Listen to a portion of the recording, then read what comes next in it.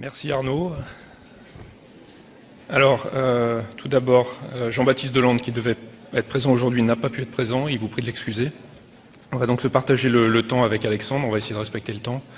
On a une session qui est, je crois, charnière ici, parce que jusqu'à présent, on a parlé ce matin et en début d'après-midi de capacités qui sont basiques au sens de fondamentales. Le codage de l'intensité, le codage de la fréquence, le codage du temps et la localisation. Et là, on bascule cet après-midi vers des aspects peut-être un petit peu plus haut niveau, on va dire des tâches un petit peu plus cognitives ou sophistiquées, avec de la phonétique, perception du langage, des choses comme ça.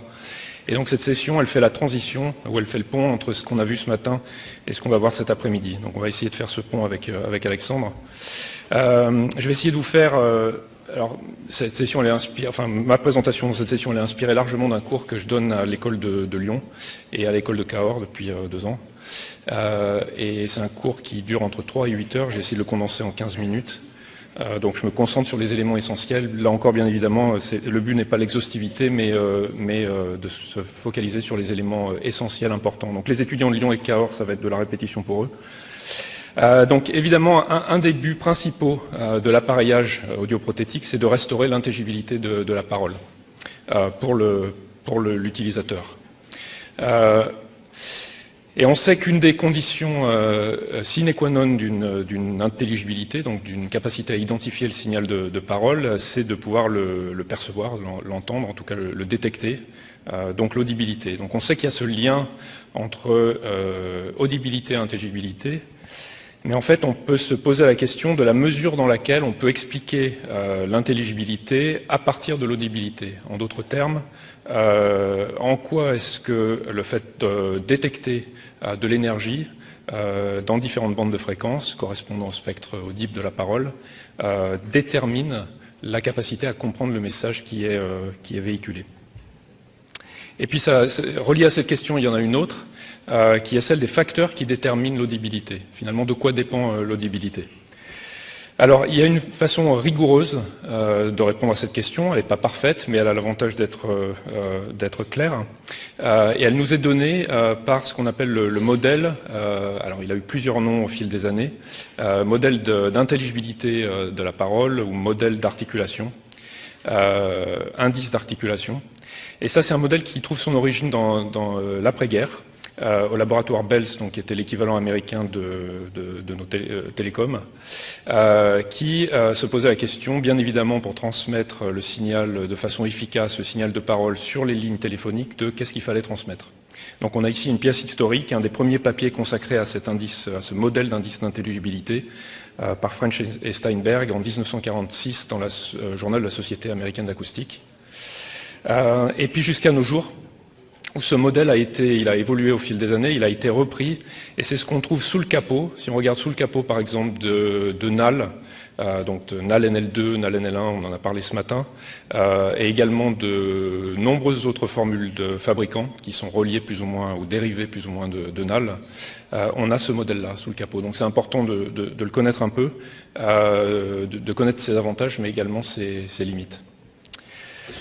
Alors ce modèle, ce qu'il nous dit, donc je vais essayer de le décortiquer un petit peu dans les minutes qui viennent.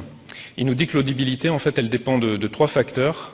D'une part, on a l'intensité du signal, en l'occurrence le signal de parole.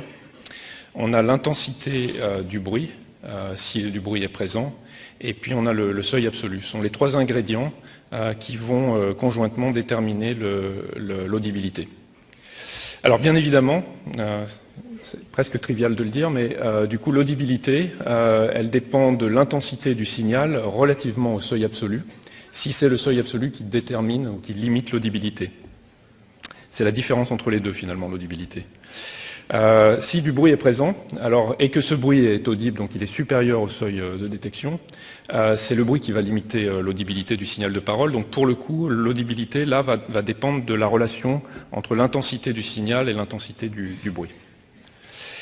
Ça c'est le mécanisme général, et si on applique ce mécanisme-là dans plusieurs bandes fréquentielles, c'est-à-dire on décompose le signal incident en plusieurs bandes fréquentielles et qu'on fait ce calcul d'audibilité au sein de chaque bande, on a compris essentiellement ce que fait le modèle d'intelligibilité de la parole, ce S2I. Donc c'est ce que j'ai essayé de représenter ici. Et donc ce qui est à prendre en compte, c'est que dans certaines bandes, comme celle-ci, ce qui va déterminer l'audibilité, c'est le bruit, parce qu'on a un bruit basse fréquence que j'ai représenté par les barres rouges ici. Donc c'est l'émergence du signal par rapport au bruit qui va déterminer l'audibilité et non pas le seuil absolu, qui lui-même est en dessous du bruit. En revanche, vers les hautes fréquences, en particulier chez des gens qui ont des presbyacousies, c'est potentiellement le seuil absolu et non plus le bruit qui va limiter l'audibilité. Alors pour pouvoir faire ce calcul, il y a des méthodes qui sont décrites dans une norme ANSI qui décrivent ce modèle.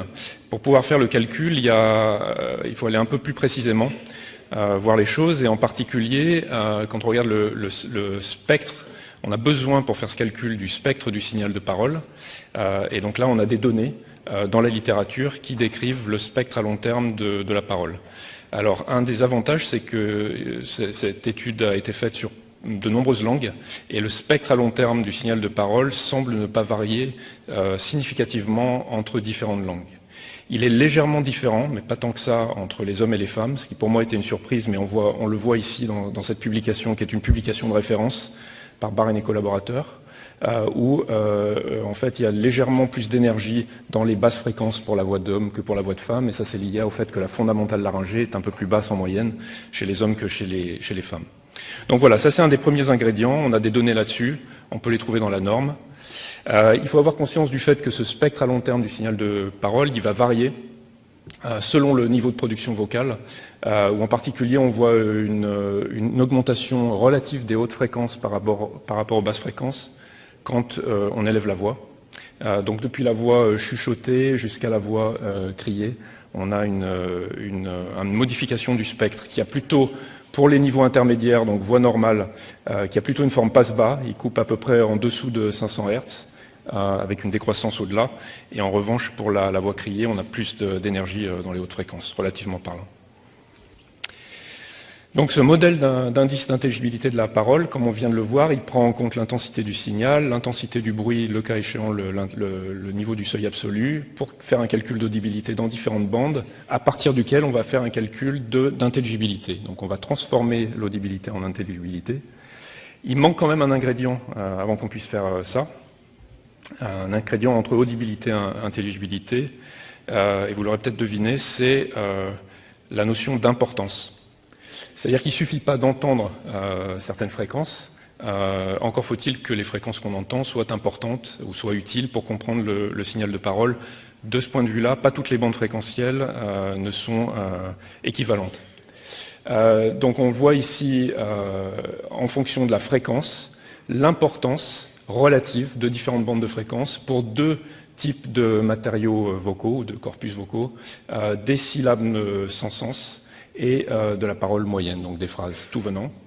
Ce sont des fonctions d'importance qui ont été mesurées avec de l'anglais, donc des études, là encore, de référence de French et Steinberg et Pavlovic. Et c'est la façon dont on mesure ces fonctions d'importance-là, c'est très laborieux pour les sujets et dans une certaine mesure pour les expérimentateurs. Il faut faire systématiquement des tests d'intelligibilité vocale avec de la parole filtrée, en passe haut, en passe bas, dans certains cas en passe bande. Donc, on a maintenant une vision un peu plus complète de ce que fait ce modèle. On calcule dans un premier temps un indice d'audibilité qui est, quand on le combine avec la fonction d'importance, va permettre de calculer l'intelligibilité. Donc quand on a compris ça, l'intuition est construite. On peut regarder la formule sans avoir trop peur. Elle est relativement simple. On combine l'importance. Pour chacune de n bandes, on peut découper le spectre en bandes de tiers d'octave, il y en aura typiquement 24. Et on multiplie l'importance dans chaque bande, donc l'importance de cette bande, pour la compréhension de la parole, avec l'audibilité de cette bande. Donc si dans une bande on n'a pas d'audibilité et que cette bande est importante, évidemment, on va avoir un score un peu plus faible. Alors, il reste encore une étape pour en finir avec ce modèle, c'est on va utiliser maintenant cet indice S, donc cet indice d'articulation, on va essayer de le transformer, c'est pas un pourcentage, il est compris entre 0 et 1, mais c'est pas, on ne peut pas le lire directement comme un pourcentage de reconnaissance correcte, on va le transformer en score de reconnaissance. Ce qui est finalement ce qui nous intéresse, c'est la performance qu'on va pouvoir mesurer chez un patient. Alors cette transformation, entre l'indice d'articulation et le score en pourcent, on a besoin pour l'effectuer ce qu'on appelle, alors c'est assez mal nommé parce qu'ils ont appelé ça la fonction de transfert. Malheureusement, pour nous qui travaillons dans le domaine de l'acoustique, la notion de fonction de transfert a un autre sens, typiquement. Là, on ne parle pas de fonction de transfert d'un filtre, on parle d'une fonction mathématique, tout simplement, qui va permettre, c'est une fonction non linéaire, qui va permettre de relier l'indice d'articulation calculé, donc là, ils l'ont mis entre 0 et 100, mais typiquement, c'est entre 0 et 1, à un pourcentage correct. Alors, ce qui est important et intéressant de noter, c'est que cette transformation, elle va dépendre de la nature du signal vocal présenté. C'est-à-dire, dans quelle situation d'écoute, avec quel type de matériau verbal, on essaye de faire la prédiction. Si on essaye de le faire pour des mots isolés, comme c'est le cas ici, alors on va atteindre un certain pourcentage correct à partir d'un certain indice d'intelligibilité. Mais si on commence à donner du contexte au patient, par exemple en présentant les mots dans des phrases où le contexte est informatif par rapport à la nature du mot, on va augmenter, pour une audibilité donnée, on va augmenter le pourcentage de reconnaissance. Donc la formule mathématique est ici, et les paramètres ont été calculés, mesurés pour différents types de matériaux verbaux, depuis des chiffres isolés jusqu'à des mots et des phrases. Alors, on en revient, maintenant qu'on est armé de la connaissance de ce que fait ce modèle en substance, on en revient à la question initiale, qui est quelle est la relation entre audibilité et intelligibilité? En d'autres mots, dans quelle mesure peut-on prévoir l'intelligibilité à partir de l'audibilité? Alors, il y a un certain nombre d'études qui ont été consacrées à cette question en utilisant ce modèle-là. Alors, on a par exemple une étude de Dubneau et collaborateurs en 88, dans lequel ils ont mesuré l'indice d'articulation dans différentes conditions d'écoute pour des sujets normaux-entendants, c'est ce qui est montré sur ce graphe de gauche. Les prédictions, en gros, le modèle fait des prédictions qui sont indiquées par la ligne, les lignes continues ici. Donc, si le modèle était parfait, les données, les points individuels des données des individus normaux-entendants devraient parfaitement s'aligner avec la courbe. On voit que ce n'est pas tout à fait le cas, mais néanmoins, globalement, les données suivent assez bien les prédictions du modèle en moyenne. Pour les malentendants, ce qui est le graphe de droite, là encore, le modèle n'est pas complètement à côté de la plaque. On voit qu'en général, les performances, au fur et à mesure que l'AI augmente, donc l'indice d'articulation augmente, les performances augmentent, elles suivent à peu près le modèle, à ceci près que si on regarde le nombre de points en dessous de la prédiction du modèle par rapport au nombre de points en dessus, on voit qu'il y en a beaucoup plus en dessous qu'en dessus. Donc ça veut dire que le modèle surprédit les performances des malentendants. Il est à peu près bon pour les normes-entendants, peut-être un tout petit peu en dessous. Pour les malentendants, par contre, il a tendance à surprédire. Il nous dit donc que ces malentendants devraient faire mieux que ça, en tout cas si on regarde sur la base de ce qui est audible pour eux du spectre du signal de parole. Bon, j'ai pris cet exemple-là, mais il y a eu un grand nombre d'études consacrées à cette question et la conclusion est à peu près toujours la même. Voici un autre exemple où on voit qu'effectivement un grand nombre de points qui sont tous les sujets sont malentendants ici, à part NH qui sont les points des normaux-entendants. Les prédictions du modèle sont montrées à nouveau par la ligne. On voit qu'on est en dessous. Donc là encore, le modèle surprédit un peu les performances des malentendants. Alors, il a été modifié au fil des années, ce modèle, pour essayer de mieux prédire les performances des malentendants. Une modification qui a été proposée, c'est d'ajouter, on avait ce calcul-là précédemment, avec l'importance et l'audibilité, on l'a modifié de façon à rajouter un autre coefficient qui représente ce qu'on appelle un facteur de désensitisation en anglais, qui est indiqué ici. Différents auteurs ont proposé différentes formes pour ce facteur, mais l'idée générale, c'est que plus la perte auditive augmente, plus ce facteur tend vers 0. Quand ce facteur est à 0, ça veut dire que ce produit-là est à 0, donc l'audibilité, en tout cas dans cette bande-là, sera aussi à 0. Donc finalement, c'est un moyen de remettre les performances du modèle en ligne avec les performances observées chez les sujets malentendants. Une autre façon de modifier ce modèle, qui a aussi été testée, c'est de modifier dans la fonction de transfert que je vous montrais tout à l'heure, qui permet donc de convertir le S2I en pourcent correct. On a un facteur P qui est le facteur de proficience, et on peut réduire ce facteur de façon à aligner les performances de sujets à la fois normaux-entendants mais aussi malentendants avec les avec leurs performances observées. Donc on réaligne les prédictions avec les performances, mais ça suppose qu'on a une mesure individuelle du facteur P. Ça veut dire qu'il faut avoir fait un autre test en plus de l'audiogramme tonal chez le patient pour avoir cet indice-là. Et enfin, une autre modification qu'on pourrait envisager de faire, c'est de modifier, on a vu qu'il y a un autre ingrédient qui permet de calculer, de prédire l'intelligibilité dans ce modèle, c'est les fonctions d'importance. Alors on avait, pour la petite histoire, fait une étude avec Fabien Seldran, Stéphane Gallego et Eric Truy en 2011, où on avait pris des patients qui avaient à peu près des audiogrammes identiques, mais dont certains avaient une perte auditive plus ancienne que d'autres. C'est les points rouges ici, c'était des sujets qui avaient une perte auditive, on va dire, précoce, plus ancienne. Et on s'était aperçu qu'en dépit du fait qu'ils avaient à peu près la même audibilité, ils avaient des performances de reconnaissance pour différentes fréquences de filtrage du signal qui étaient un peu plus importantes que ceux qui avaient les sujets qui avaient des pertes un peu plus récentes, qui avaient peut-être eu moins de temps pour s'habituer réapprendre les différents indices pour reconnaître la parole sur la base des informations résiduelles qui leur restaient. Donc ça suggérait que peut-être les fonctions d'importance ne sont pas les mêmes chez les malentendants que chez les normaux-entendants. Mais je crois que, en fait, même si on fait ça, on trouve que la variabilité observée dans les performances des patients, dans les tâches de reconnaissance de parole, en particulier dans le bruit, elle n'est pas entièrement expliquée par l'audibilité. On en explique à peu près 50% de cette variabilité-là. Les 50 autres % sont probablement dus à autre chose. On a évoqué ça ce matin dans la discussion. C'est un peu le Graal pour vous et puis pour les chercheurs à l'heure actuelle, d'essayer de trouver ce qu'on pourrait faire dans le peu de temps dont on dispose quand on appareille un patient ou quand on fait un bilan.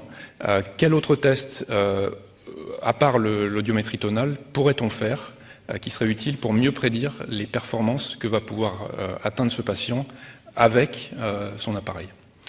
Alors, il n'y a pas de réponse complètement claire à l'heure actuelle, mais il y a quelques pistes, et en particulier, Christian en a parlé ce matin, des tests de détection de modulation de fréquence, et il y a un certain nombre d'auteurs, dont j'ai cité ici Sanchez-Lopez et collaborateurs, qui ont commencé à utiliser des sons qui comportent des modulations spectrales de ce type-là, donc ça c'est vous voyez le spectrogramme en fait vu de dessus, et des modulations spectrotemporelles.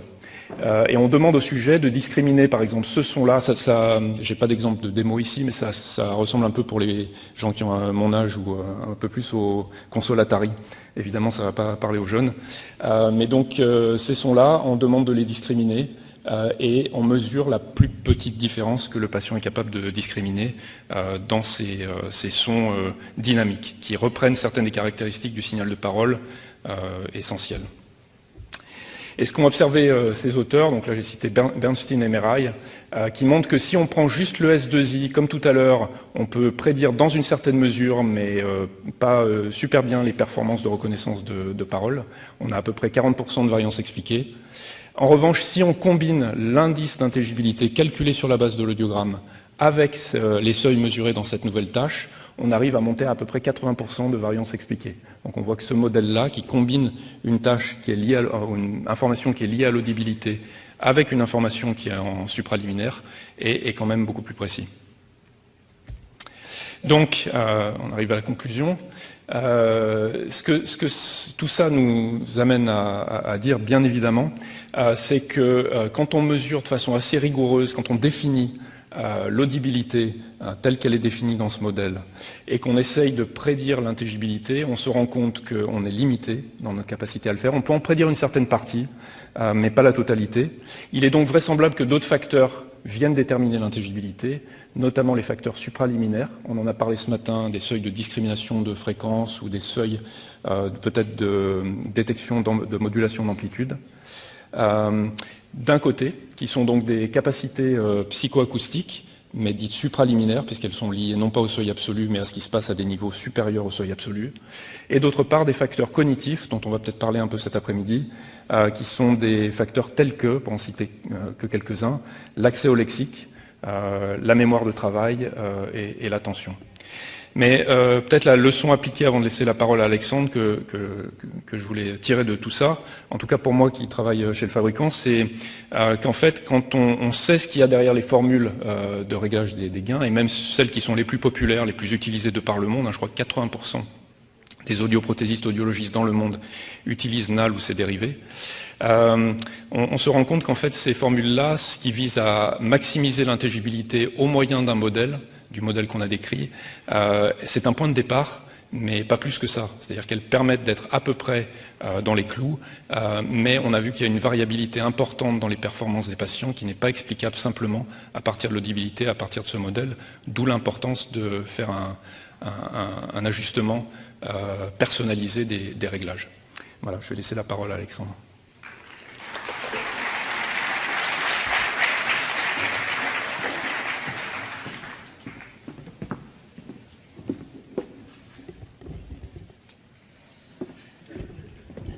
Monsieur Coës, Monsieur Lefebvre, merci de m'avoir invité pour présenter la suite de ce que Christophe a présenté avec pas mal de détails. Je vais essayer d'apporter un complément sur ce qui a été présenté ce matin et juste précédemment en fait sur l'intervention de Christophe.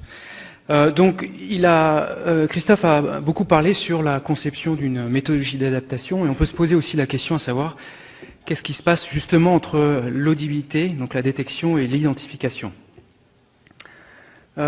C'est un point essentiel parce que ce qu'on a pu aussi entendre ce matin, c'est que la plupart du temps, les tests que l'on pratique dans l'audioprothèse quotidienne, ça va être des tests qui sont liés à vérifier l'audibilité, donc la détection des sons, mais aussi d'essayer de comprendre si le réglage est adéquat avec la plupart du temps des tests de la parole dans le calme ou dans le bruit.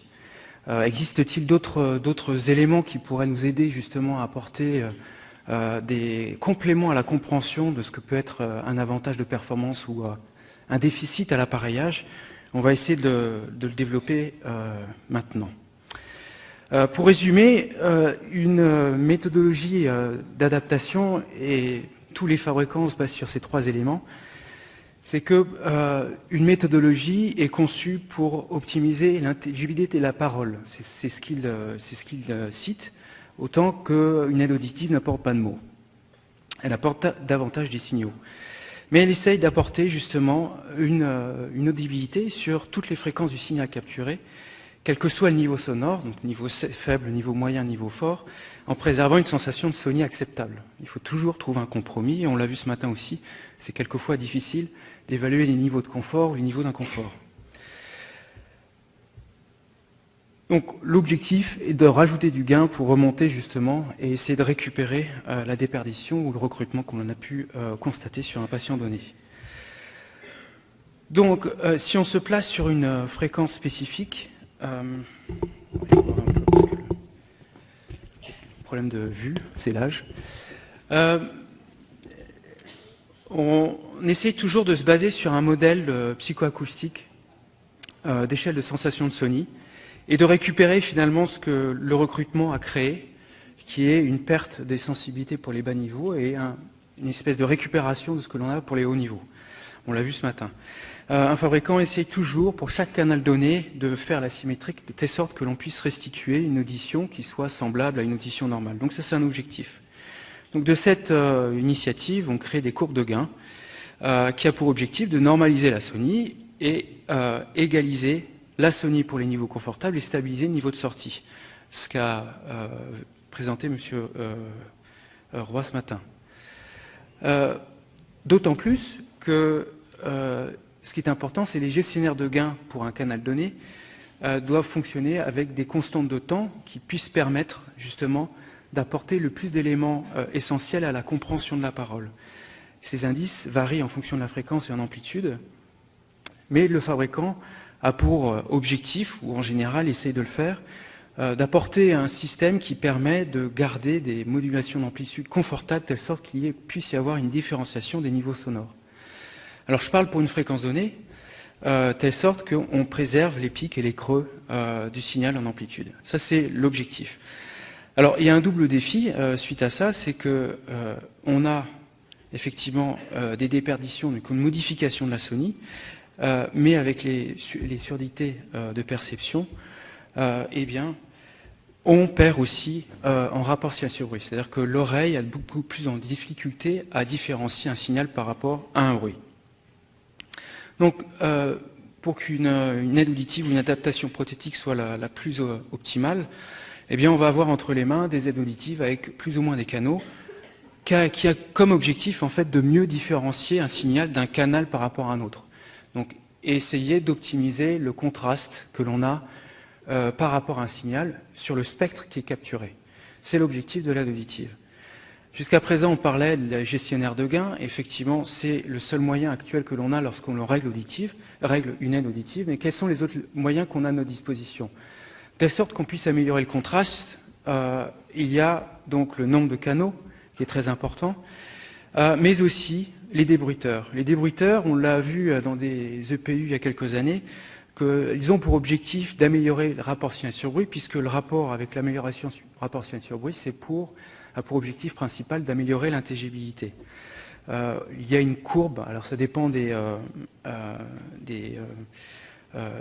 types de patients. Il peut y avoir des patients appareillés à un appareillage classique ou des implantés. Je vais citer quelques exemples d'implants parce que quelquefois, on a, entre guillemets, plus de facilité d'évaluer les bénéfices de chaque élément des algorithmes parce que les implantés sont beaucoup plus sensibles au bruit que les personnes appareillées déficientes auditives.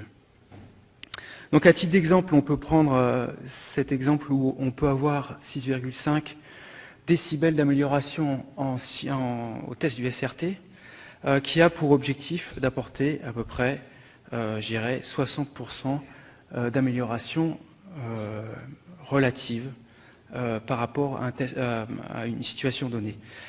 Donc l'amélioration du SRT est très importante, mais jusqu'à présent, on ne s'est jamais préoccupé à savoir quel était le rapport signal-sur-bruit minimal, de telle sorte que l'on puisse obtenir une sensation d'amélioration de la clarté d'un signal donné. Et une étude récente a montré que le rapport signal-sur-bruit moyen amélioré de 3 décibels était perçu par les normes-entendants ou les malentendants pour une situation donnée. Donc tout ça pour conclure que dans cette étude, que les réducteurs de bruit, si vraiment ils veulent être efficaces, doivent apporter un minimum de 3 décibels d'amélioration du rapport signal-sur-bruit. Alors vous pouvez vous poser la question, est-ce que c'est réel dans la vie de tous les jours?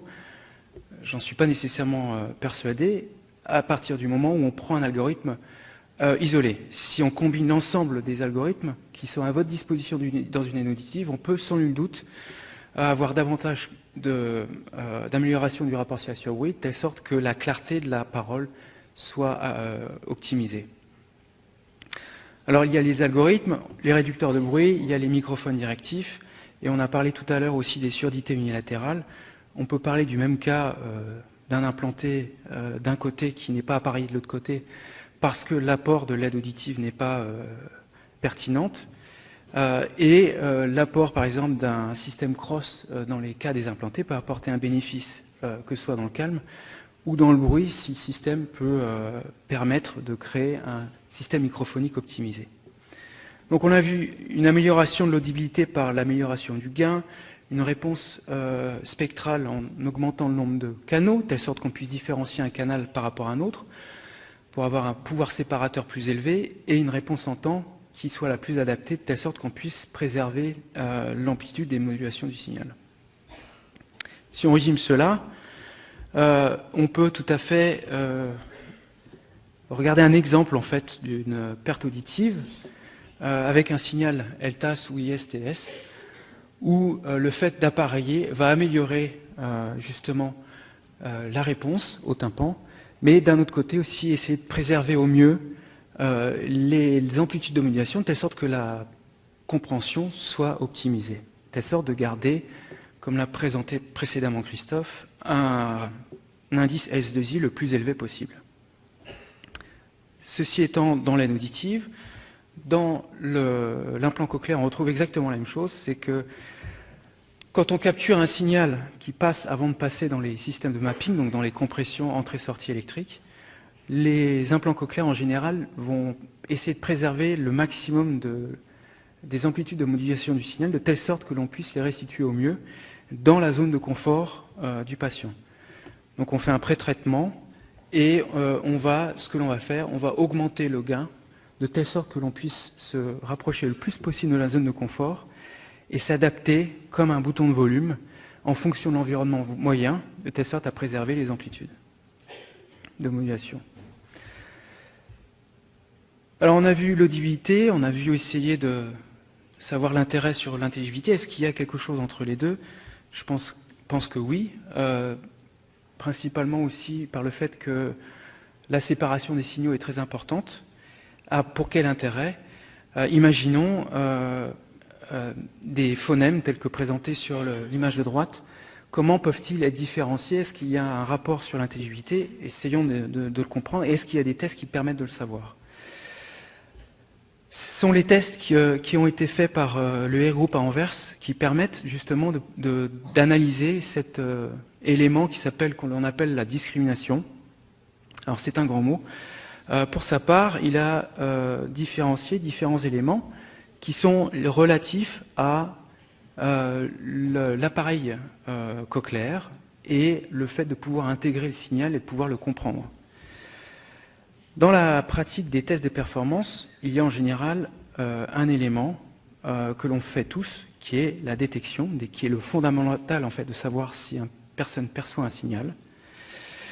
Il y a ensuite un élément que l'on va appeler la discrimination, qui permet de différencier en fait un signal par rapport à un autre. On ne demande pas de savoir ce que c'est, on demande de savoir s'il est juste différent. Comme tout à l'heure le test de seuil différentiel de parole dans le bruit, on veut juste savoir si le signal est plus clair ou moins clair. Mais on ne demande pas d'identifier exactement ce qu'il a entendu. Et il y a le dernier élément que l'on appelle l'identification, qui va permettre de savoir si le patient a bien compris le signal et il va le répéter ce qu'il a entendu. Donc dans notre pratique, ça va être l'audiométrie vocale. Donc il y a une claire séparation entre ce que l'oreille en elle-même intrinsèquement peut faire et ce que, d'un point de vue cognitif, on peut interpréter. On peut aussi séparer ce concept dans les 3 dimensions du signal, qui sont l'intensité, le contenu spectral et le contenu temporel, et définir pour ces 9 éléments des tests qui pourraient permettre justement d'évaluer ces 3 dimensions. On peut parler par exemple de l'intensité, qui est assez simple, on l'a évalué, il a été présenté précédemment, qui est le test d'évaluation de la sonie, qui est quelque chose d'assez acquis dans la pratique quotidienne, et qui permet de savoir si effectivement les gestionnaires de gains sont bien adaptés en fonction de la sonie du malentendant. Il y a un autre test qui est relatif à la 2e dimension, donc l'aspect spectral, et qui est le test de discrimination, qui permet de tester des couples phonémiques présentés à un niveau confortable de manière aléatoire avec des variations de niveau légèrement modulées de plus ou moins 3 décibels pour éviter de biaiser les résultats et qui permettent de présenter au patient des phonèmes et demander si le patient ressent la différence. Alors une fois qu'on est accoutumé avec cette routine, ce test dure à peu près 5 voire 10 minutes, ça dépend du patient aussi, qui permettrait de faire passer ces 22 paires de phonèmes.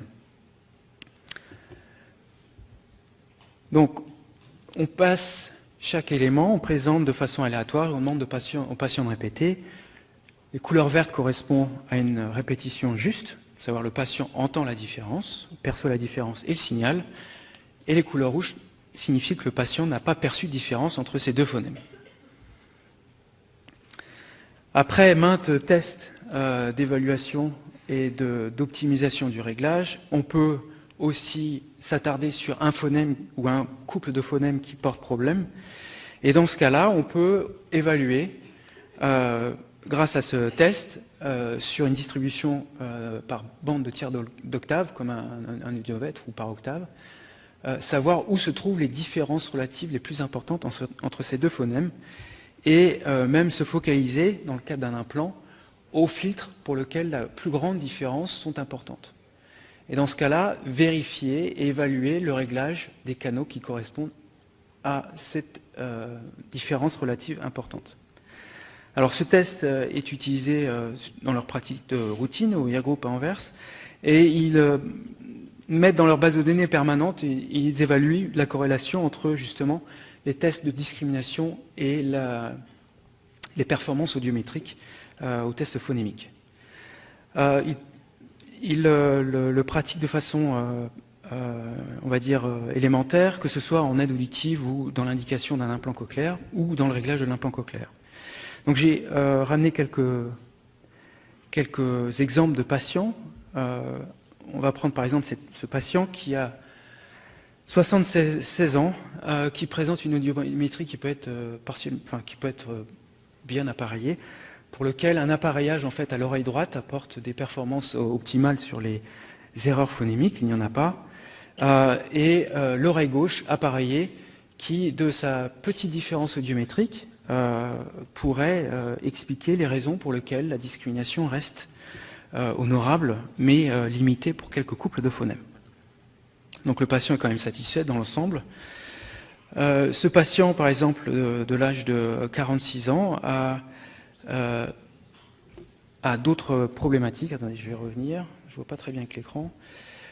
A quelques erreurs phonémiques, où là on peut se dire qu'après maintes itérations de réglage, les erreurs sont présentes, et on peut se poser la question si le problème n'est pas uniquement sur l'adaptation prothétique, mais un problème un peu plus central. Ce cas-là, 58 ans, une audition qui visuellement est modérée, mais avec une audiométrie vocale qui est mauvaise, et une discrimination qui est tout à fait mauvaise, dans le cas peut-être qu'une adaptation audioprothétique est questionnable. Le patient numéro 4, qui a une perte... Attendez, pas évident. Le patient numéro 4, 77 ans, avec un appareillage, présente quelques confusions, mais acceptables. Le patient numéro 5, avec une perte très importante dans les fréquences aiguës, une préservation assez intéressante dans les basses fréquences, qui permet justement de pallier à cette déficience auditive, et une fois appareillé, permet d'avoir quasiment aucune erreur phonémique. Le patient numéro 6 est peut-être plus intéressant. C'est un patient qui est âgé de 60 ans, qui a une mauvaise audibilité, qui a été appareillé. La discrimination a été tout aussi mauvaise. Après plusieurs itérations de réglage, avec plusieurs années de la réhabilitation auditive, il est resté sur cet ancrage-là. Il a été orienté vers une adaptation d'un implant cochléaire. Et après 3 mois d'adaptation, les résultats en discrimination phonémique étaient, on va dire, parfaits. Autre exemple du patient numéro 7, 63 ans, même exemple. Alors on a cité 80 parce qu'on a augmenté les niveaux sonores pour savoir s'il y avait une différenciation spectrale. Toujours n'était pas présente. Elle a été implantée après 1 mois, et après 3 mois on a vérifié les erreurs qui étaient corrigées après des itérations de réglage et de l'expérience de l'implant cochléaire. Donc ce test permet effectivement de connaître l'équalisation de ce que l'on peut avoir dans le niveau confortable. Je pense que c'est un test qui peut être intéressant et qui permet de faire le lien entre l'audibilité et l'intelligibilité. Et il y a quelque chose qu'on a cité ce matin qui était les compressions fréquentielles ou les transpositions fréquentielles linéaires qui peuvent apporter une audibilité, mais dans lequel on peut se poser des questions à savoir est-ce que ça apporte vraiment une amélioration de la discrimination phonémique. Il y a 5 patients que l'on avait présentés en 2014 avec Morgan Potier qui permettent de mettre en exergue les limites en fait, de ces systèmes-là, démontrant que quelquefois pour des patients ça peut marcher ou pas. Alors on peut se poser la question pourquoi est-ce que ça marche ou pourquoi est-ce que ça ne marche pas.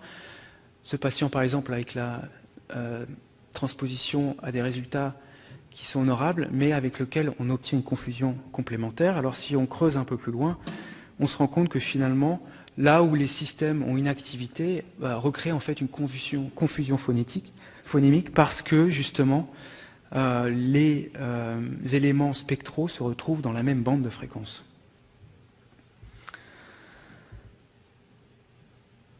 Alors ça a été aussi démontré sur des études de 2014 où on a une égalité des performances, il n'y a pas de bénéfice substantiel, ou quelquefois même ça peut être détrimental pour les performances.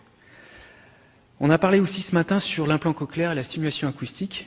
Et il y a un test intéressant qui a été aussi conduit lorsque l'on a travaillé sur les méthodologies d'adaptation sur l'application bimodale ou l'application électroacoustique. Et il y a, pas une hypothèse mais une théorie, c'est que les tests discrimination phonémique se présentent davantage sur avoir une orientation sur la discrimination spectrale, donc vraiment sensible à la tonotopie cochléaire. Et sans nul doute que l'audibilité est améliorée, la discrimination spectrale aussi, lorsque l'on implante, et les performances dans le calme. Lorsque l'on va, par exemple, sur un patient donné qui a une audition telle que celle-ci, on va juste lui adapter une aide auditive du côté droit, on voit que ce patient n'a pas de performance. Mais lorsque l'on adapte en complément d'une aide d'un implant cochléaire, on constate en retour que la qualité du sonore perçu est améliorée. Il y a une meilleure séparation des sources, un meilleur relief, une meilleure intuition du signal voisé non voisé et une appréciation de la musique qui est optimisée. Alors on peut se poser la question sur le phase docking ou les structures fines temporelles. L'équipe a conduit des tests d'intonation harmonique ou de désintonation, comment on appelle ça, d'intonation disharmonique, 2 tests qui permettent de savoir si le patient est encore sensible à l'information fréquentielle qu'il y a en basse fréquence.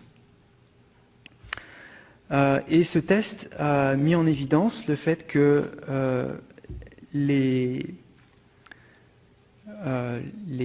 traits temporels fins, lorsqu'ils ne sont pas dégradés, lorsque ces tests sont conduits, on voit que le bénéfice au test du SRT en bimodal est amélioré, alors que si les TFS,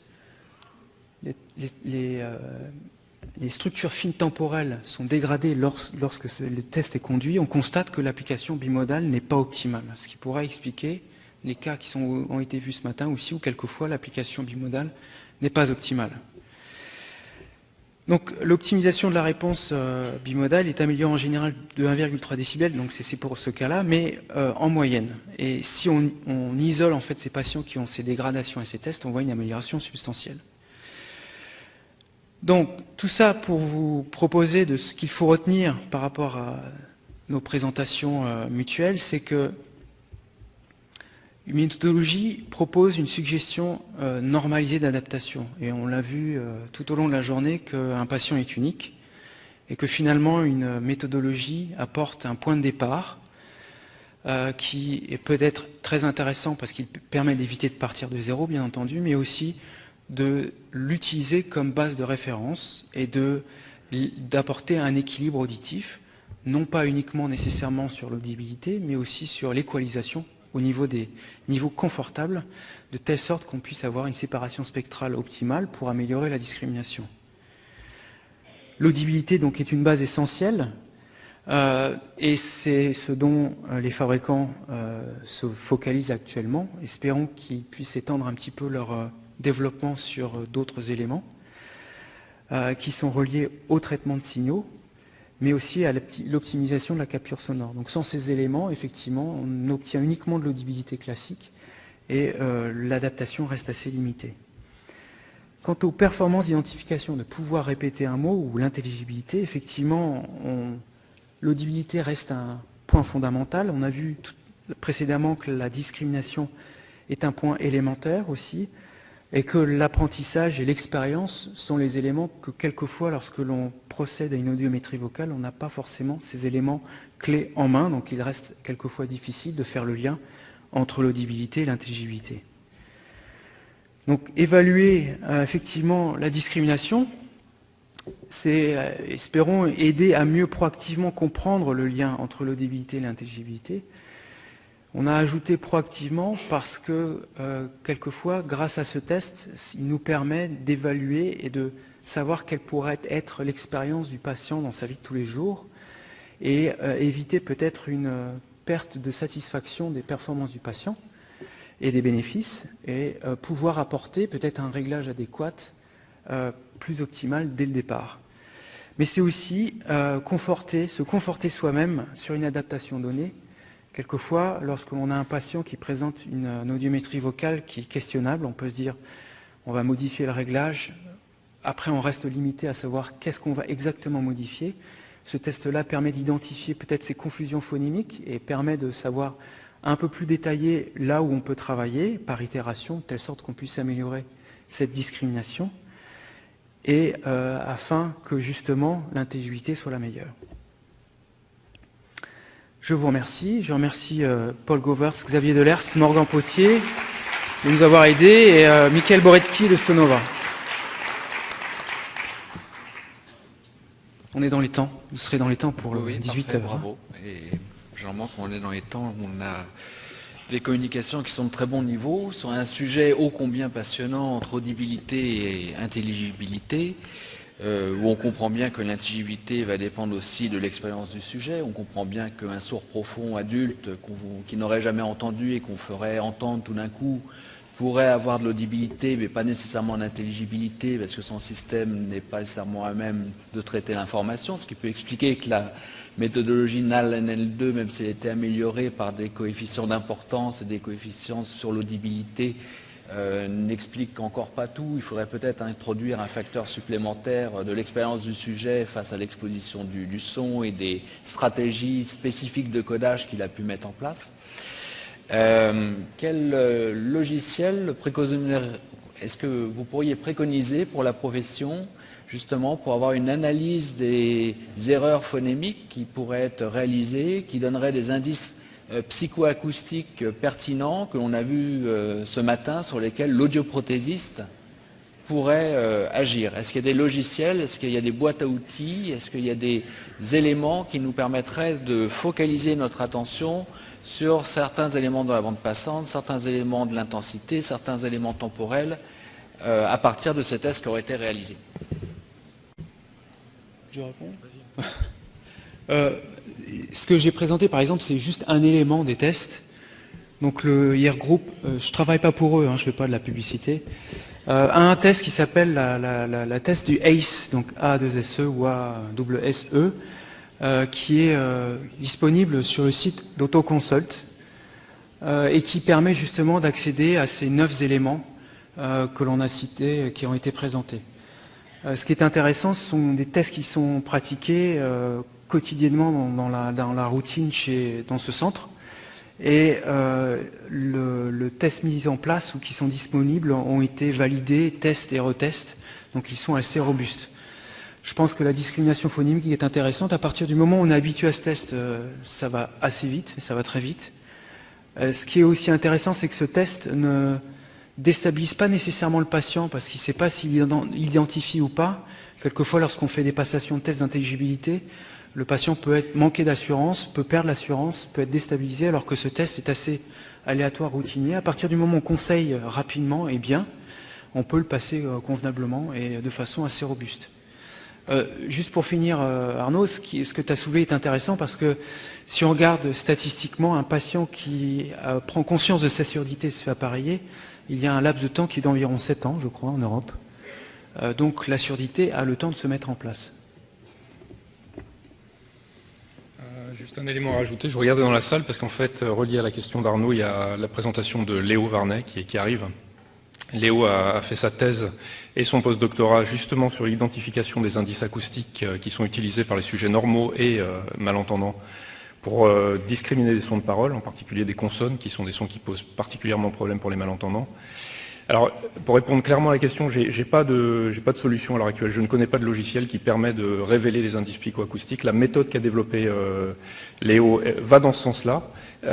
Et il va vous montrer, je pense que c'est compliqué. Il n'y a pas juste un indice. Il suffit, pour la plupart des sons de parole, on ne peut pas juste dire c'est là dans le spectre. Il y a plusieurs endroits et le sujet peut utiliser l'un ou l'autre selon son expérience, les conditions d'écoute, etc., etc. C'est, je crois, ce qui pose la difficulté, mais j'espère en tout cas que les recherches du type de celles de Léo vont pouvoir se poursuivre de façon à créer des logiciels qui nous permettent de mieux représenter les indices qui sont utiles pour le malentendant. Oui, je voudrais donc rappeler que depuis une douzaine d'années, J'ai moi-même initié des travaux qui ont abouti à la création du test syllabique et d'une méthode qui s'appelle LaTeX, qui est une comparaison audiologique d'enveloppe temporelle de syllabes du français. Le principe, c'est quand il y a une confusion phonétique, le logiciel va chercher la syllabe émise et ensuite la compare à la syllabe perçue par le malentendant pour identifier quels sont les paramètres d'enveloppe temporelle incorrectement perçus sur la profondeur de modulation, la dynamique, le facteur de crête, etc. Et ceci par bande de fréquence. Bon. Donc c'était un énorme travail avec des moyens proches de zéro, qui n'ont pu être faits que par des étudiants d'ailleurs, sinon ça n'aurait jamais existé tout ça, des étudiants en audioprothèse. Et évidemment, il faudrait beaucoup plus de moyens pour pouvoir aller plus loin, parce qu'on peut partir dans plein de directions avec ce genre d'outils. Donc à l'heure actuelle, cette méthode ne me permet toujours pas d'orienter des réglages des audioprothèses ou des implants cochléaires. À l'origine, c'est pour ça que je l'avais développé. Pour donc améliorer les réglages des patients appareillés ou implantés cochléaires. Et donc reste un travail énorme. Peut-être qu'on est en train d'ailleurs d'anticiper sur ce qui va être dit demain, donc on va peut-être pas trop développer. Je voudrais juste faire une petite remarque sur le S2. C'est pas étonnant qu'on ait des difficultés à avoir une corrélation entre le calcul et puis ce qu'on mesure réellement chez le malentendant. Quand on voit ce matin ce qui nous a été exposé sur les désordres cochléaires, sur les désordres de la conduction neurale, et ça n'est pas pris en compte. Ça paraît extrêmement difficile parce qu'on ne sait pas le mesurer en fait, tout simplement. Donc c'est un petit peu normal de voir des discordances, dans certains cas, très importantes entre tonale et vocale, hein, puisque le S2 se base sur la perte tonale et donc c'est une mesure qui ne mesure pas grand-chose finalement, la perte tonale. Je voudrais juste reposer une question sur le test de discrimination de phonèmes. J'ai pas bien compris. Les phonèmes sont présentés par paire, ce sont des syllabes qui sont émises pour le patient. Est-ce que lui doit cliquer sur une tablette pour donner ses réponses? Comment ça se passe concrètement? Alors, il y a plusieurs versions de ce logiciel. Il y a un logiciel qui est interactif avec le praticien et le patient donne une réponse comme une audiomètre, à savoir au moment où il va entendre la différence. La présentation des couples phonémiques sont présentés suffisamment lentement, de telle sorte que le patient puisse répondre à partir du moment où il entend la différence. Ils sont présentés de façon aléatoire et jusqu'à 5 fois, si au bout de 3 fois, le patient n'a pas différencié ces deux phonèmes. Alors ça peut être des phonèmes qui commencent toujours avec des spectres très différents, jusqu'à se resserrer sur les couples toujours les plus difficiles. Donc par exemple, pour l'implant cochléaire, le couple qui va être assez on va dire, défiant, ça va être le che et le fe, et dans ce cas-là, on va prendre beaucoup plus de temps à travailler sur ces éléments-là, pour lesquels il y a très peu de modifications de réglage, comme vous l'avez cité précédemment. Voilà. Mais quand tu émets par exemple une consonne, tu lui associes un entourage vocalique, j'imagine? Oui, c'est voisé, c'est voisé. C'est toujours voisé. C'est fait avec un entourage vocalique oui.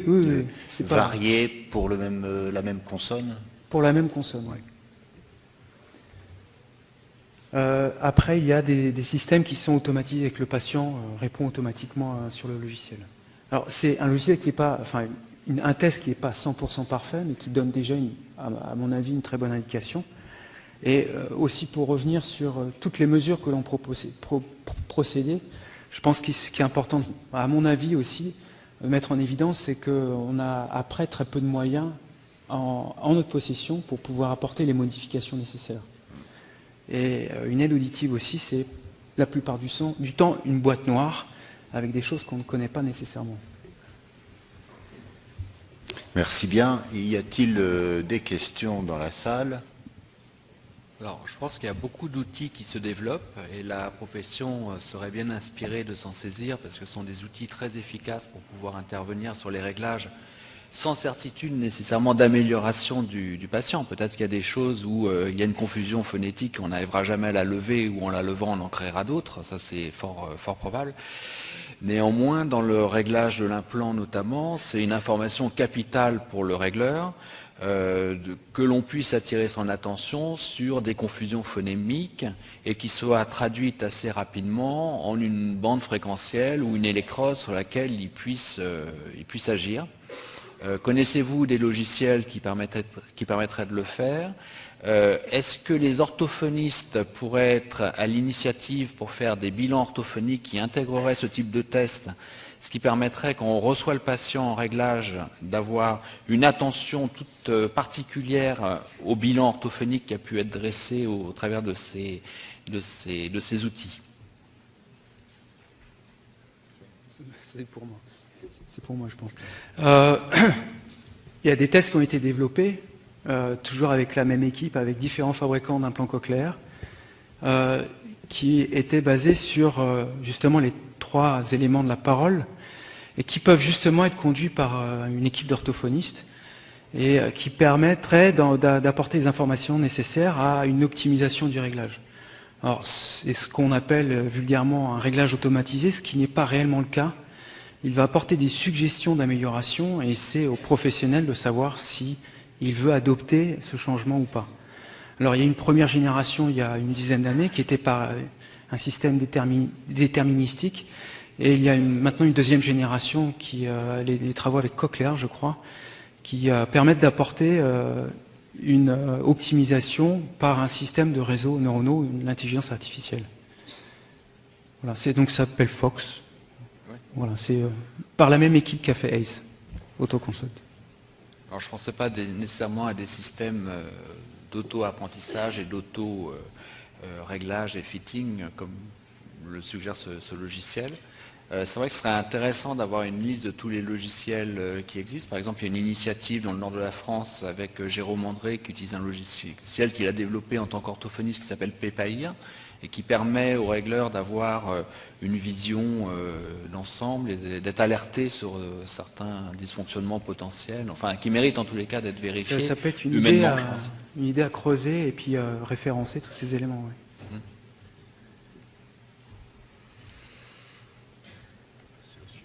Très bien.